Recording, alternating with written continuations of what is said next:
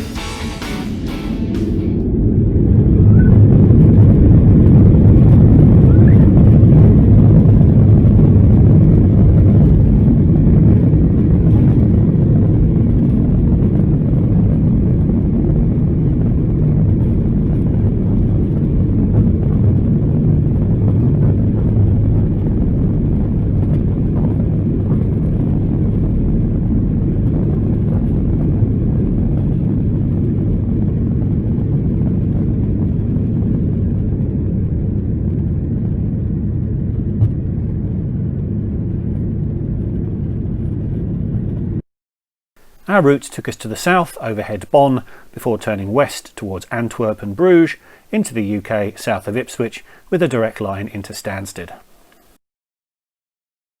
At the risk of repetition from the outbound video, there were 30 inches of legroom, a table, no recline, no Wi-Fi, no in-seat power and no literature. The seat next to me was occupied this time, but that extra inch of legroom versus BA and easyJet really made a difference on our 57-minute flight. We chased dawn as we headed west, and the weather down below wasn't great, so the views from the window weren't brilliant. That £6 seat fee was on top of the £12.95 I'd paid for the flight. So let's talk about the in-flight service. Ryanair routinely has no in-flight magazine, so having the flight attendants communicate what was available on the service trolley was normal practice. This contrasted with my experience on easyJet, where the process was clearly unfamiliar and was rather haphazard, perhaps even a bit comical. Ryanair's food offering was quite narrow too, simplifying the communication process. As I've said before, Ryanair knows what it's doing, although I didn't see anything actually being bought. Unlike my outbound flight, there was a scratch card round. Ryanair sells charity scratch cards. Let me know in the comments if you know of any other airline that does this, as I don't. Once again, there were no takers. And then we landed. The weather was awful and it was pretty dark, but here you go anyway. Cabin crew seats for landing please.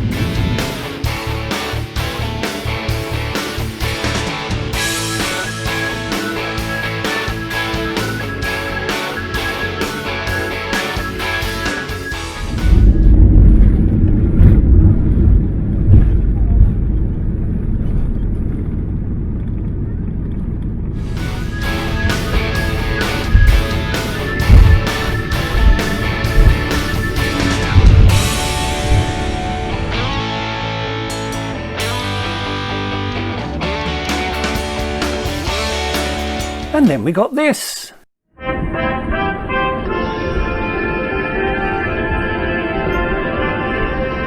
you for flying Ryanair. Not at all irritating, I'm sure you'll agree. Played whenever a flight lands on time, which is around 90% of Ryanair's flights, we're told. After landing, we received the standard UK public health announcement, although the delivery might have been better given the significance of the messaging. The following is a public health message on behalf of the UK's public health agencies. The symptoms of coronavirus are a new continuous cough, a high temperature or a loss or change in normal sense of taste or smell. If you experience any of these symptoms, however mild, you are advised to make yourself known to the crew. Simple measures you can take to help protect yourself and family are: wash your hands, avoid touching your face. But then we come to the part that I have a real problem with. I've not directly criticised any of the airlines I've travelled on, but I have to here, as this was false. You must also self-isolate for the first 14 days after you arrive, unless you are an exempt category. On the day of travel, self-isolation was not required for travellers from Germany, unless you'd been somewhere else high risk in the preceding 2 weeks. To provide incorrect information in this way is inexcusable, in my opinion. Having said that, the delivery of the message was so, well, let's just say rushed, that I doubt many people were listening anyway.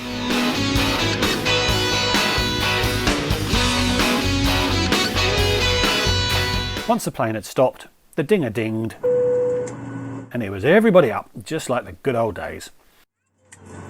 Cabin crew clear to please arms nice and open doors. Ladies and gentlemen, welcome to London Stansted. No effort was made to stagger passengers off the plane. I'm now back to highlighting things I observed without editorial. Off the plane, down the sensible, airport-provided, middle-aged person-friendly stairs, across the tarmac into the terminal. Then it was Stansted's turn to drop a bit of a pandemic clanger.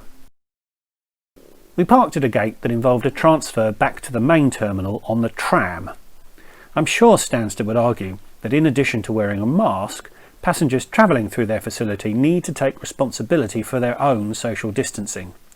It looked like most people did while waiting for the tram, but when the tram arrived, it was all aboard. I was just as guilty as everyone else, but that pressure all passengers feel to get through the airport as quickly as possible made it really difficult to pass up the chance to get on. If I'd not got on, I had no idea how far behind us the next plane full of passengers was, so there was no way of knowing whether the next tram would be any less packed. I could sense my contact tracing app going berserk in my pocket. I think Stansted could have done a much better job of managing its passengers through this serious bottleneck. A similar thing happened at Heathrow. and it seems as if airports want to avoid using adjacent gates so they can spread passengers out. But this means they then need to use satellite piers which are only accessible via train or tram. Given the low number of flights currently, there'd be plenty of gates available for passengers without needing to cram them into trams. It doesn't make a lot of sense. We were on that tram for just over 4 minutes, which the UK health authorities don't consider to be a long enough time for a transmissible event to take place, although it was an uncomfortably long time to be so close to that many people, even if they were all wearing masks. Off the tram, quickly through the e-passport gates and out of the airport. At no time was I asked to show or prove that I had completed the UK passenger locator form. The announcement on the plane was the only information we received about the need to complete one. Over to me. So another flight done with Ryanair, this time with added scratch cards. A good flight, but perhaps it was too good. These are difficult times and the service felt very, very normal. It was a Maltese airliner owned by an Irish company flying from Germany to the UK, so whose rules should they have been following? I think the biggest concern was that there was actually some misinformation given right at the very end. They told everybody to self-isolate for 14 days. Now if they'd have flown in from Malta, as I'm sure they do, as it was a Maltese airline, that would have been true. If they'd have flown in from most parts of Europe, that would have been true. But today, flying from Germany, it wasn't, and I think there's not really much excuse for giving false information to their passengers. It's difficult to get it right, but it's an important thing to get right. So other than that, a good flight. I enjoyed it, and for the price, you can't really argue. I think the voiceover guy will have a few more things to say, but for now, thanks for watching. Thanks, me. Some of you will be alarmed by what you've just seen. Others will have seen nothing of concern and might even be critical of the conservative attitude I adopt in documenting these trips. A few will even complain about all that fabric being wasted in pointless face coverings.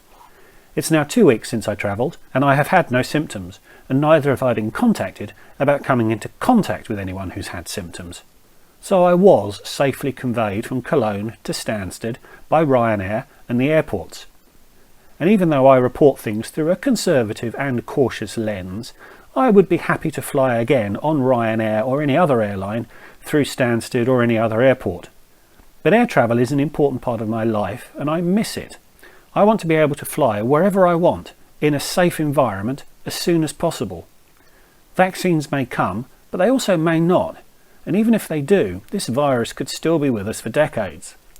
Airlines and airports are the first to complain about restrictions and the loss of business that comes with that, but they must also take the lead in innovating ways to get people travelling safely.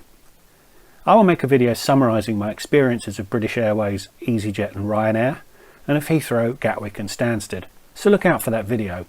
But to wrap up this video, I don't believe that Ryanair and Stansted are doing enough to mitigate the risks, and they are certainly not doing as much as other airlines or airports I've used recently. I also don't believe they are doing enough to convince authorities to relax the restrictions, and neither are they doing enough to convince nervous or vulnerable travellers to get out and fly. That was, probably, a safe environment to travel through, but at times it didn't look or feel like one. Please like this video if you enjoyed it, subscribe if you're new, and leave me a comment. A few topics in here I'm sure a few of you have opinions on. So for now, I'll see you all again soon. Goodbye.